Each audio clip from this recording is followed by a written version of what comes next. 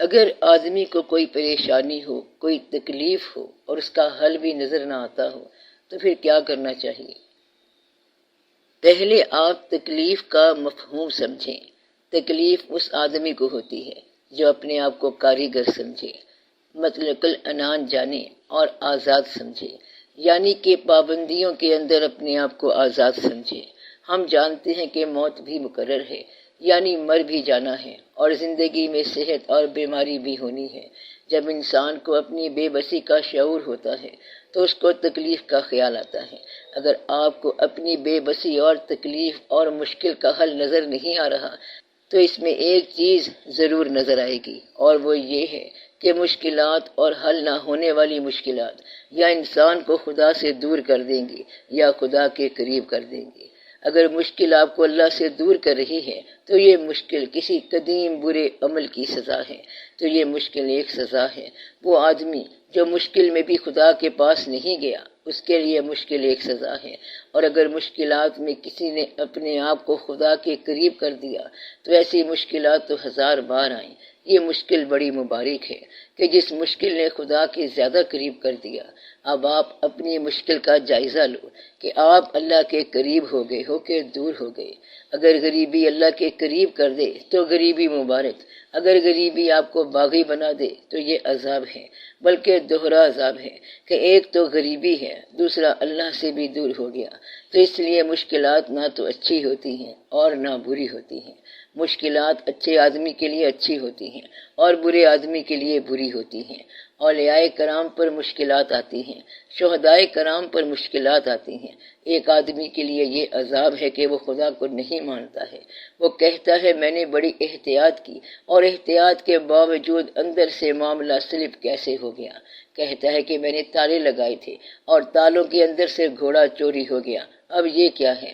آپ نے ارد گرد پہرا لگایا، سارے اصول رکھے، فکر کیا، غور کیا اور بڑی حفاظتیں کی ہیں، مگر حفاظت کے اندر سے صحت سلپ کر گئی۔ اب یہ کون ہے جو یہ سب کر رہا ہے؟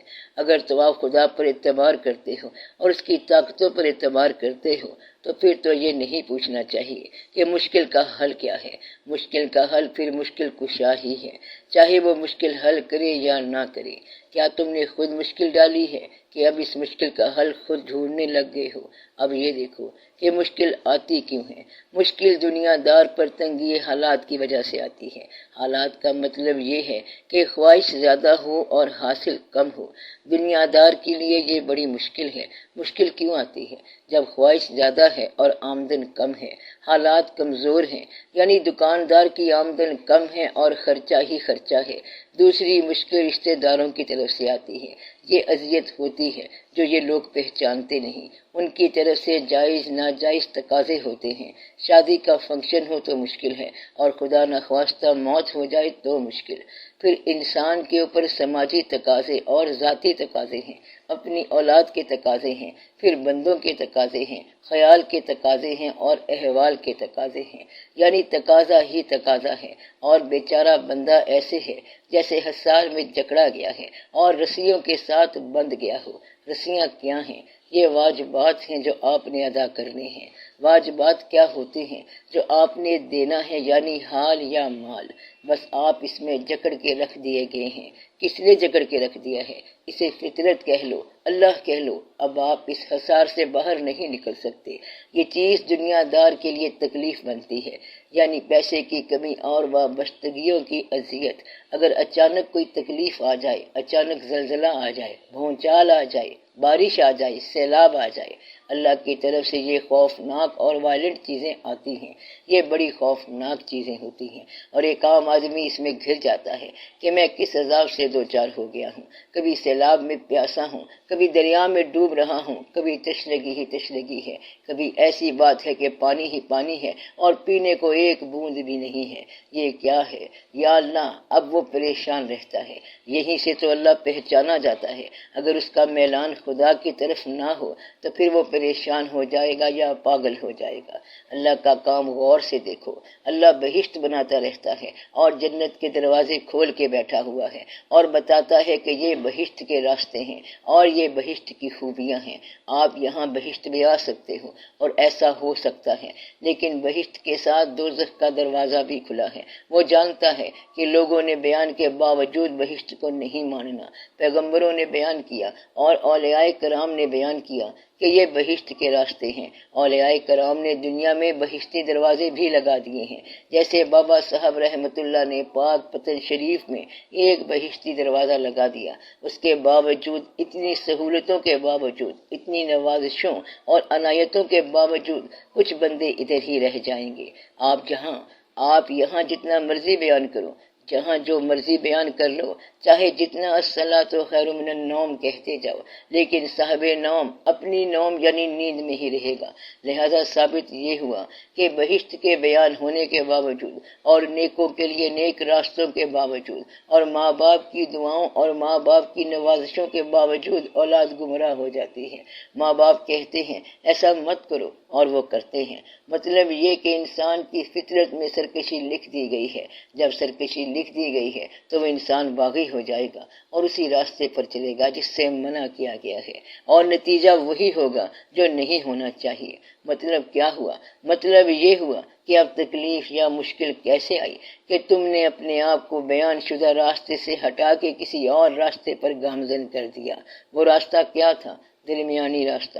نہ نمائش کرو اور نہ کوئی واقعات کرو، نہ اپنی ہستی سے باہر سوچو۔ مطلب یہ ہے کہ سادہ زندگی گزارو، آمدن کے اندر خرچ کرو، آنے والے کا بھلا ہو اور جانے والے کی خیر ہو، اور تم اپنی زندگی گزارو۔ اگر کوئی شخص سماج کی ضرورتوں کے ماتحت کسی بھی خواہش میں مبتلا ہو گیا اور کچھ کر بیٹھا تو نتیجہ یہ ہوگا کہ دنیا دار کو تکلیف ہوگی۔ دنیا دار کو تکلیف سے بچانے کا طریقہ یہ ہے کہ وہ دیندار بن جائے۔ اسی دنیا میں دیندار لوگ رہتے ہیں جو جانتے ہیں کہ کسی نمائش کی کوئی ضرورت نہیں ہے۔ اگر آپ اصل کو دیکھنے لگ جاؤ تو بے شمار جھگڑوں سے بچ جاؤ گے۔ مطلب یہ ہے کہ اصل چیز انسان کی اوقات ہے کہ وہ کیا ہے، ضرورت کیا ہے، تم لوگ کون ہو کہ جانا تم نے مٹی میں ہے مگر کیا رنگ جمائے ہوئے ہو، غرور کیوں کر رہے ہو۔ اس بات کو پہچانو تو تکلیف نہیں آئے گی۔ تکلیف کے بارے میں اللہ تعالیٰ نے فرمایا ہے کہ تکلیف نہیں آتی کسی انسان پر مگر اس کی وسعت کے مطابق۔ گویا کہ تکلیف آتی ہے تمہیں تمہاری وسعت کا تعارف کرانے کے لیے کہ تم کتنے وسیع ہو، اور اگر تم بے چین ہو گئے تو پھر تکلیف عذاب ہے۔ ایک جگہ اور فرمایا گیا ہے کہ تکلیف آتی ہے مگر جو کچھ کیا تمہارے ہاتھوں نے اس وجہ سے تکلیف آتی ہے۔ تکلیف کیوں آئی؟ تمہارے اعمال، تمہارے کسب کی وجہ سے کہ تم نے جو کچھ کیا۔ آج دیکھ تیرا نتیجہ کیا ہے۔ جو بویا اب کاٹ۔ تکلیف اس لیے آئی کہ اس کے پیچھے تمہارا اپنا ہاتھ ہے۔ یہ بات سمجھ آئی کہ تکلیف کے پیچھے کون تھا؟ تم نے خود ہی تکلیفیں لکھی ہیں اور اپنے ہاتھ سے لکھی ہیں۔ اپنی تکلیف کا انسان خود مصنف ہے۔ ایک اور جگہ تکلیف کے بارے میں اللہ تعالیٰ نے کہا ہے کہ میرے حکم سے آتی ہے۔ اب یہ تینوں باتیں نوٹ کرو۔ تکلیف آئی اللہ کے حکم سے، اور تکلیف آتی ہے تمہارے کرتوتوں کی وجہ سے، اور یہ تکلیف تمہارا اپنا کیا کرایا ہے، اور یہ کہ تکلیف آتی ہے تیری وسعت کے مطابق۔ اب گلہ نہ کرو، شکر کرو۔ تکلیف جو ہے یہ تمہیں مقام صبر سے متعارف کرانے کے لیے آتی ہے، اور یہ یاد رہنا چاہیے کہ اللہ صابرین کے قریب ہے۔ اللہ کا فرمان ہے کہ ان اللہ مع الصابرین۔ تکلیف دے کر اللہ نے صبر سے تمہیں آشنا کرایا۔ اگر تکلیف پر تکلیف آ جائے تو یہ وقت صبر اور نماز سے گزارو۔ اگر تکلیف آ جائے تو انسان کو کیا کرنا چاہیے؟ اس کا جواب یہ ہوا کہ وَاسْتَعِینُوا بِالصَّبْرِ وَالصَّلَاةِ، یعنی استعانت مانگ، مدد مانگ صبر کے ساتھ اور نماز کے ساتھ۔ تو آپ کی نماز اور آپ کا صبر جو ہے یہ اس تکلیف کا حل ہے۔ تو مشکل کا حل کیا نکلا؟ صبر اور استقامت کے ساتھ وقت گزارنا۔ تکلیف دے کر اللہ تعالیٰ نے صبر کے ساتھ تمہارا تعارف کرایا۔ مشکلات صبر سے تعارف کراتی ہیں، اور یہ مشکلات ایک بڑی نعمت کے ساتھ تعارف کراتی ہیں کہ اللہ تعالیٰ تکلیف والے کے ساتھ ہو جاتا ہے۔ جب اللہ تعالیٰ تمہارے ساتھ ہو گیا تو بڑی مبارک بات ہو گئی، اس کا ذرا دھیان کرنا چاہیے۔ اور تکلیف آنے سے یہ ثابت ہوتا ہے کہ تمہیں لوگوں کی تکلیف سے آشنائی مل جاتی ہے۔ یہ جو آج تیرے سر پہ پڑی تو تیری چیخ نکلی ہے، اور وہ جو شخص کل تکلیف سے چلا رہا تھا تم نے اس کی تکلیف کو نوٹ نہیں کیا، تو تکلیف جو ہے تمہیں دوسروں کے درد سے آشنا کرے گی۔ ہوا یہ کہ وہ چلاتا رہا اور تم نے غور نہیں کیا۔ تکلیف کے ذریعے تمہیں اس انسان کی تکلیف سے آشنا کرایا گیا اور جانوروں کی تکلیف سے آشنا کرایا گیا۔ یہ تکلیف اس لیے آتی ہے، کس لیے آتی ہے؟ تمہیں آشنا کرانے کے لیے، تمہیں تم سے آشنا کرانا، تمہیں تمہارے رب سے آشنا کرانا۔ اور تکلیف تمہیں اپنے محسن کے ساتھ آشنا کراتی ہے کہ کون ہے جو تکلیف میں تمہارا ساتھ دیتا ہے، وہی تمہارا محسن ہے۔ اس دنیا میں جہاں غیر ہی غیر ہیں، کوئی اکا دکا محسن مل جائے گا، اور جس نے محسن کی آشنائی کر لی تو یہ بڑی بات ہے۔ گویا کہ تکلیف جو ہے یہ سب سے بڑی ایجوکیشن ہے اور کوئک ایجوکیشن ہے۔ یہ تعلیم نہ کتابوں سے ملتی ہے اور نہ دوسرے واقعات سے ملتی ہے۔ تکلیف کی یہ تعلیم سب سے زیادہ تیز ہے، فوری اور ایفیکٹو اثر کرنے والی ہے، یہ انجیکشن سے بھی تیز ہے۔ تکلیف کے بارے میں میاں محمد صاحب رحمت اللہ نے ایک بڑی بات کی ہے، جے دکھ دے کے راضی ہوون تے سکھ دکھاں تو وارے، دکھ قبول محمد بخشا تے راضی رہن پیارے۔ تو اگر وہ دکھ دے کر راضی ہوتا ہے تو ہمیں دکھ قبول ہے، اگر وہ دکھ دے کے راضی ہوتا ہے تو اور کیا چاہیے؟ زندگی لے کر بھی اگر راضی ہوتا ہے تو بھی ٹھیک ہے۔ تو سب سے بڑی بات یہ ہے کہ صرف اس تصور کے ساتھ خاموش وقت گزار دو کہ جاننے والا جانتا ہے اور وہ دیکھنے والا ہے، اور دکھ بھیجنے والا بے خبر نہیں ہے۔ اتنی بات کر لو تو پھر تمہیں کمال حاصل ہو جائے گا، تب تکلیف کمال ہوگی۔ کہتے ہیں کہ یہ مقام دل ہے، یہ مقام دل ہے کہ الاماں، یہ کہاں نصیب قدسیاں کہ فغاں گئی سوئے لامکاں، تو مکیں کا دل تھا ہلا ہوا۔ یعنی کہ اگر فریاد اس کے پاس جائے جس کے پاس سب فریادیں جاتی ہیں، تو تکلیف والے کی فریاد عرش ہلا کے رکھ دیتی ہے۔ تو گویا کہ تکلیف نے تمہیں مؤثر کر دیا، ایفیکٹو بنا دیا، تیری فغاں میں اثر پیدا ہو گیا، تیری فریاد میں تاثیر ہو گئی۔ گویا کہ درد نے تمہیں صاحب تاثیر بنا دیا، اور وہ بے وقوف آدمی ہے جو مار کھاتا جا رہا ہے اور اثر نہیں لیا اس نے، وہ ہر بار مار کھاتا جا رہا ہے اور پھر ایک بڑی تکلیف کا انتظار کرے گا۔ اللہ تعالیٰ نے اس تکلیف کے ذریعے اس کو قریب تر کرنا ہے۔ اب اسے چاہیے کہ اس غم پہ راضی ہو جائے، نہیں راضی ہوتا تو پھر اگلے غم کے لیے تیار ہو جائے۔ اگر وہ یہی قریب ہو جائے تو اگلے غم کی ضرورت ہی کوئی نہیں۔ اب آپ کو پتہ ہونا چاہیے کہ تکلیف ہوتی کیا ہے، تکلیف کس چیز کا نام ہے۔ کیا یہاں کوئی بندہ ایسا ہے جو اپنے حالات پر پوری طرح راضی ہو؟ سب گلہ کرتے ہیں۔ کون آدمی ہے جس کو پیسہ نہیں چاہیے؟ سب کو چاہیے۔ ہر کوئی کہتا ہے دعا کریں تھوڑے سے حالات بہتر ہو جائیں۔ حالات بہتر ہونے چاہیے۔ حالات کیسے بہتر ہوتے ہیں؟ بچے ٹھیک ٹھاک ہوں اور تم ٹھیک رہو۔ ہر آدمی اپنے حالات سے بہتر حالات چاہتا ہے، کیونکہ اپنے علاوہ اپنی زندگی چاہتا ہے، کیونکہ ہر آدمی کی کوئی نہ کوئی خواہش ہے۔ ایسا کوئی نہیں ہے جو ضرورت مند نہ ہو۔ اب اس ضرورت مند کو کیا تکلیف ہوگی؟ وہ چیختا جا رہا ہے۔ بہت کم ایسے لوگ ہیں جن پر قرضہ واجب الادا نہ ہو۔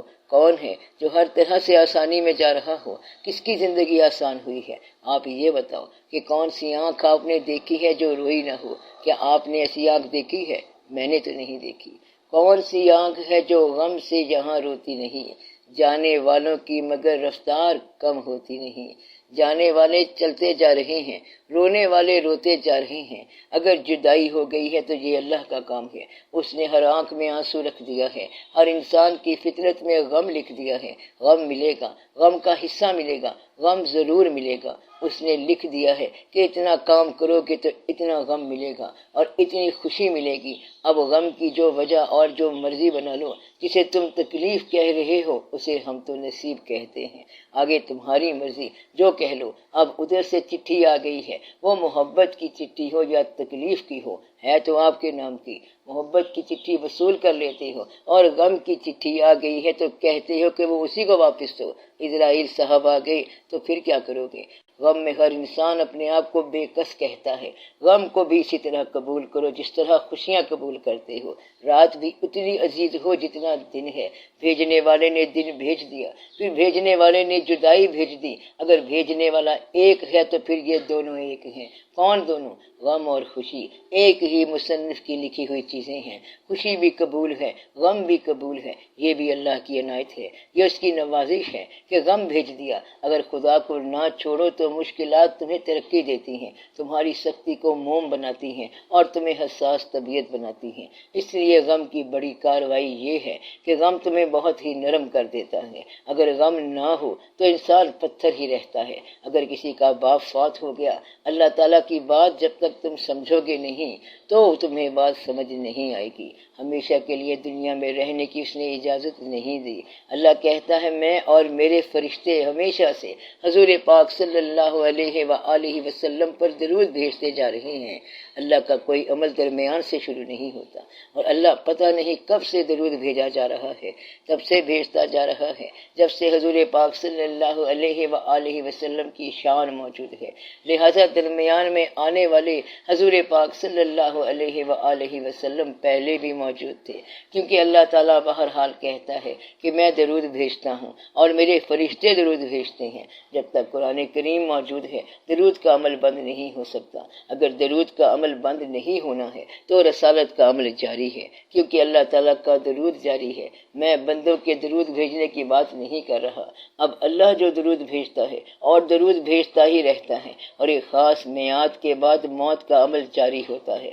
تو یہ کیا بات ہوئی کہ اللہ تعالیٰ درود بھی بھیجتا جا رہا ہے اور پھر موت کے عمل سے بھی گزار رہا ہے، یعنی کہ اپنی محبوب ہستیوں کو بھی اس نے موت کے عمل سے گزار دیا۔ یہ اللہ کی شان بے نیازی ہے۔ اللہ تعالیٰ کسی کو بھی اسپیئر نہیں کرے گا، یہ اس کا کام ہے۔ مطلب یہ کہ تکلیف یا غم یا موت کا عمل جو ہے ہر آدمی اس میں سے گزرے گا، اور اس میں اللہ کا قرب موجود رہتا ہے۔ ہر انسان کے ساتھ یہ ہو رہا ہے، ہر انسان کے ساتھ یہ واقعہ ہو رہا ہے۔ تو حضور پاک صلی اللہ علیہ وآلہ وسلم سے زیادہ اللہ تعالیٰ کے قریب اور کون ہو سکتا ہے؟ اس عمل سے وہ بھی گزر گئے، تکلیف کے عمل سے وہ بھی گزر گئے۔ آپ مسلمان ہو اور سیرت میں یہ بیان کرتے ہو کہ حضور پاک صلی اللہ علیہ وآلہ وسلم غریب تھے، اور وہاں تم یہ بھی کہتے ہو کہ تمہیں حضور پاک صلی اللہ علیہ وآلہ وسلم سے محبت ہے۔ سارے مسلمان حضور پاک صلی اللہ علیہ وسلم سے محبت کرتے ہیں۔ حضور پاک صلی اللہ علیہ وآلہ وسلم غریب تھے، لیکن آپ لوگوں کو غریبی سے محبت نہیں ہے۔ اگر حضور پاک صلی اللہ علیہ وآلہ وسلم سے محبت ہے، اور آپ خود ہی بیان کرتے ہو کہ حضور پاک صلی اللہ علیہ وآلہ وسلم غریب تھے، تو تمہیں غریبی سے محبت کیوں نہیں؟ مطلب یہ ہے کہ حضور پاک صلی اللہ علیہ وسلم فرماتے ہیں تو پھر تمہیں فاقہ کیوں پسند نہیں؟ یعنی کہ محبوب آدمی کی تو ہر چیز محبوب ہونی چاہیے۔ تمہاری محبت کے اندر ملاوٹ ہے، ہر شے میں آپ ملاوٹ کرتے جا رہے ہو۔ محبوب کے پاس جو کچھ ہے اسے بھی محبوب رکھو تو پھر بات سمجھ آئے گی۔ ایک دفعہ ایک صحابی رضی اللہ تعالیٰ عنہ کا پکا مکان بن رہا تھا۔ حضور پاک صلی اللہ علیہ وآلہ وسلم نے پوچھا یہ کس کا مکان بن رہا ہے؟ صحابہ کرام رضی اللہ تعالیٰ عنہ نے عرض کی یا رسول اللہ صلی اللہ علیہ وآلہ وسلم یہ فلاں صحابی کا مکان ہے۔ پھر آپ مسجد گئے، کچھ نہیں فرمایا، اور کچھ عرصے کے بعد وہ صحابی رضی اللہ تعالیٰ عنہ آئے، سلام کیا، آپ نے منہ پھیر لیا۔ اس نے باقیوں سے پوچھا کہ حضور پاک صلی اللہ علیہ وآلہ وسلم ناراض سے لگتے ہیں، بات کیا ہے؟ مجھ سے کیا غلطی ہوئی ہے؟ انہوں نے کہا اتنی بات ہوئی کہ حضور پاک صلی اللہ علیہ وآلہ وسلم نے پوچھا کہ یہ مکان کس کا ہے، تو ہم نے بتایا کہ یہ آپ کا ہے۔ اس کے بعد یہ واقعہ ہو گیا، وہ صحابی رضی اللہ تعالیٰ عنہ گئے اور مکان گرا دیا، واپس آ کر السلام علیکم کہا۔ حضور پاک صلی اللہ علیہ وآلہ وسلم نے جواب دیا وعلیکم السلام، اور فرمایا کہ تم یہاں ٹھہرنا چاہتے ہو یا تم یہاں سے رخصت ہونا چاہتے ہو؟ یعنی رخصت ہونے والے قافلے کا قیام سے کیا تعلق؟ تو مطلب یہ ہے کہ جب تک تمہیں ساری باتوں کا ایک مربوط انداز میں علم حاصل نہ ہو تو تم پریشان رہو گے۔ آدھا سامان مغرب سے لیتے ہو، آدھا مشرق سے لیتے ہو، کلینک کا سارا سامان اور اور یہ الیکٹرانکس جاپان سے خریدتے ہو، کچھ ادھر سے لیتے ہو، کچھ ادھر سے لیتے ہو، اور پھر کلمہ نماز پڑھتے ہو، یہ تباہی ہے۔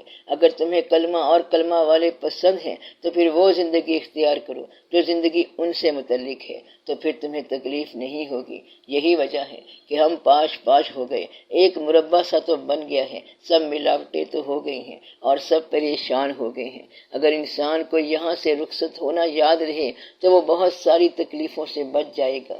وہ چیزیں کرو، وہ مقامات حاصل کرو، وہ سامان بناؤ جو تمہیں رخصت ہونے میں مدد دیں۔ ایک بندے نے مکان بنایا تو اپنے پیر صاحب کے پاس گیا کہ جناب میں نے مکان بنایا ہے۔ انہوں نے کہا مبارک ہو، ایسا مکان بنانا کہ چھوڑتے وقت تکلیف نہ ہو۔ اب تم نے کیا مکان بنانا ہے؟ جتنا اچھا بنے گا اتنا ہی چھوڑتے ہوئے تکلیف ہوگی۔ لہٰذا ہم جو کچھ حاصل کرتے رہتے ہیں اسے چھوڑنے میں تکلیف ہوگی۔ تکلیف تو ہر حال میں ہوگی، حاصل میں بھی تکلیف اور چھوڑنے میں بھی تکلیف۔ بڑی مشکل سے حاصل ہوا اور بڑی مشکل سے چھوڑا، آسانی سے حاصل کر لو اور آسانی سے چھوڑو۔ ایک درویش ایک آدمی کے پاس گیا کہ خدا کے لیے خیرات کر دو۔ اس نے کہا بابا جی ٹھہر جاؤ، ابھی میں کام میں لگا ہوا ہوں۔ کافی دیر گزر گئی، اس نے پھر سوال کیا، کہنے لگا لو جی تھوڑا سا کام اور رہ گیا ہے، کام سے فارغ ہو کے تمہیں دوں گا، ابھی میں مصروف ہوں۔ وہ درویش غصے میں آ گیا اور کہنے لگا کہ تم اتنے مصروف ہو تو مرو گے کیسے؟ وہ بھی آگے بولا جیسے تو مرے گا۔ درویش نے کہا دیکھو میں تو یوں مروں گا۔ درویش نے ایک چادر بچھائی، کلمہ پڑھا اور مر گیا۔ ہماری موت تو اتنی آسان ہے، تو بتا کیسے مرے گا؟ درویش کے مرنے کے بعد اس کو خیال آیا اور اس پر اتنی ہیبت طاری ہو گئی کہ ساری دکان لٹا دی اور ہر شے چھوڑ چھاڑ کے جنگلوں میں چلا گیا۔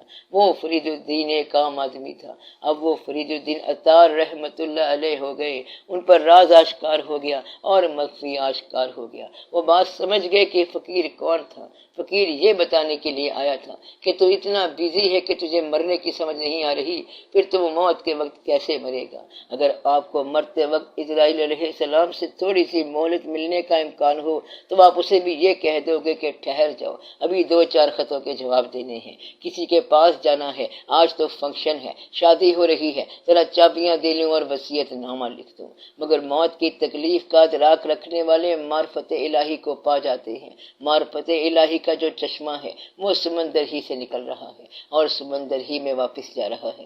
دریا سمندر ہے کہ سمندر ہی دریا ہے، اور سمندر عجیب شے ہے کہ اس میں سے 4 دریا نکال لو پھر سمندر کا سمندر ہے، 25 دریا ڈال دو تو پھر بھی سمندر ہے۔ سمندر کچھ نکالنے سے کم نہیں ہوتا اور کچھ ڈالنے سے بڑھتا نہیں ہے، یہ تو بے نیاز ہے۔ یہ اللہ تعالیٰ کی شان ہے۔ بے نیاز کی تعریف کیا ہے کہ جس سے کچھ نکالا جائے یا اس میں کچھ ڈالا جائے تو نہ کمی ہو اور نہ اس میں بیشی ہو۔ اس لیے آنکھیں کھولنے والا کوئی واقعہ اگر آپ کی آنکھ کھول دے تو سمجھ لو کہ وہ اللہ تعالیٰ کی شان بیان کر رہا ہے۔ ہر شے اللہ کے قریب جا رہی ہے، ہر چیز ادھر کو رواں دواں ہے، تو مطلب ہے کہ ہر برے آدمی کے لیے بات مشکل ہے اور تکلیف دہ ہے، اور ہر اچھے آدمی کے لیے ہر بات آسان ہے۔ ہر عمل پیغام دوست ہے، وہ کیا ہے؟ ہر ہونے والا واقعہ اس اللہ کا مظہر ہے، صرف آپ نے ماننا ہے۔ دنیا میں ماننے والے بھی رہیں گے اور منکر بھی رہیں گے۔ تم یاد رکھو کہ ہر مقام اللہ تعالیٰ کا مقام ہے، اور یہاں سجدہ کرو تو خبر وہاں ہو جائے گی۔ اصل میں اللہ جو ہے وہ تیرے دل کے کعبے میں مکین ہے۔ اپنے دل کے کعبے کی تلاشی لو، کہیں اس میں دنیا کی آرزو تو نہیں پھنسی ہوئی۔ اگر دل میں دنیاوی آرزویں ہیں تو تمہیں کعبہ کدھر سے ملے گا؟ پھر تو یہ دل بت کدا بن گیا۔ اگر دل میں دنیا کی آرزو نکالو تو یہی کعبہ ہے اور کوئی کعبہ نہیں، اصل میں یہی کعبہ ہے زمیں پہ کعبہ میرا مکان، میں فلک پہ رکھتا ہوں لامکاں، تیرے دل میں رہتا ہوں ہر زمان، ہے نشان ہی میرا جاوداں۔ کہتا ہے زمین پہ کعبہ ہمارا ہے، کعبۃ اللہ اللہ تعالیٰ کا گھر ہے، آسماں پہ لامکاں ہے، اصل میں رہائش ہے انسان کے دل میں۔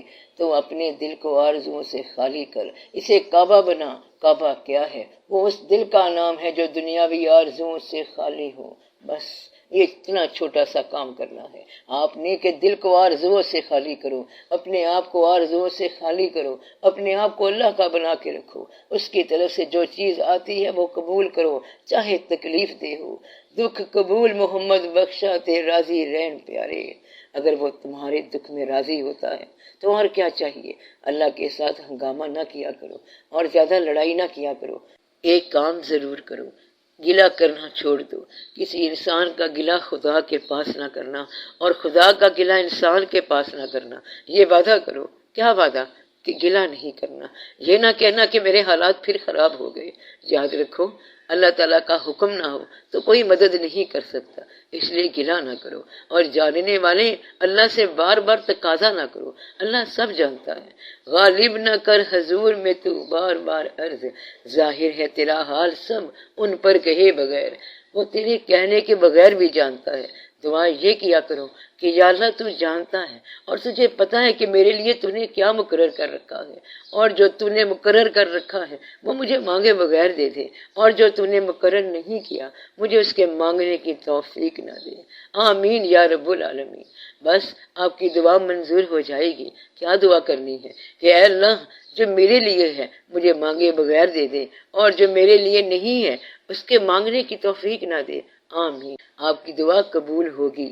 بس اتنا ہی کہنا، جو ہے وہ مانگے بغیر مل جائے گا، جو نہیں ہے وہ مانگنے کے باوجود بھی نہیں ملے گا۔ تو لہٰذا جو ہونا ہے ہونے دو، جو آتا ہے آنے دو، جو جاتا ہے جانے دو۔ تمہارا کام کیا ہے؟ راضی رہنا، اور ہر حال میں راضی رہنا۔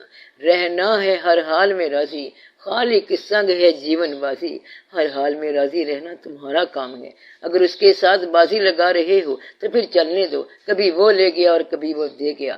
ہم ہر حال میں راضی رہیں، ہر موسم میں راضی، بہاروں میں راضی، خوشیوں میں راضی، اور تکلیف آ جائے تو بھی راضی۔ اگر تکلیف آ جائے اور انسان بے بس ہو، دور دور تک حل نہ ہو، تو بیچارہ انسان کیا کرے؟ اس کا حل یہ ہے کہ انسان راضی ہو جائے، پھر تکلیف تو تکلیف نہیں رہے گی۔ تکلیف جو ہے یہ جدائی کا نام ہے۔ تکلیف کیا ہے؟ جدائی کا نام ہے۔ آپ نے دیکھا ہوگا کہ ایک آدمی کو تکلیف ہو اور وہ راضی رہے، اب اگر اس کا دوست اس کے پاس آ کے بیٹھ گیا تو تکلیف کم ہو جائے گی۔ صرف دوست پاس آیا تو تکلیف کم ہو گئی، اور اگر اللہ پاس آ جائے تو پھر تکلیف کیا ہے؟ اگر اللہ پاس ہو اور تکلیف ہو تو یہ بڑی ناشکری کی بات ہے۔ اپنے آپ کو اللہ کے حوالے کر دو تو تکلیف نہیں ہوگی۔ اپنے آپ کو اللہ کے حوالے کر دو تو تکلیف نہیں ہوگی۔ اب آپ دعا کرو، اچھے زمانے آئیں، اچھے حالات ہوں، خداوند تعالیٰ آپ لوگوں کی صحت قائم رکھے۔ آپ لوگوں پر جو آفات پڑی ہے یا مشکلات پڑی ہیں اللہ تعالیٰ اپنے فضل سے آسان کرے، اور اللہ تعالیٰ آپ کو اپنے محسنوں کے قریب رکھے۔ اور سب سے بڑی بات یہ ہے کہ اس مشکل زمانے میں ایمان قائم رہے، اللہ آپ کا ایمان محفوظ کرے۔ ہم تو اس زمانے سے محفوظ نہیں رہ سکتے، ہمارے لیے تو اس میں بہت مشکل ہے۔ جس طرح کے حالات جا رہے ہیں یا اللہ ہمارے ایمانوں کو تو ہی محفوظ کر، اور غریبی کے باوجود ہمیں راضی رکھ۔ ہماری حفاظت تو آپ ہی کر، ہم اپنی کیا حفاظت کریں گے؟ تو ہی ہماری حفاظت کر، تو مہربانی فرما۔ اللہ تعالی ہم پر احسان کر، آسانی عطا فرما اور مہربانی کر۔ صلی اللہ تعالی علی خیر خلقہ و نور عرشہ افضل الانبیاء والمرسلین حبیبنا شفیعنا سیدنا و مولانا محمد و آلہ و اصحابہ اجمعین۔ آمین یا رب العالمین۔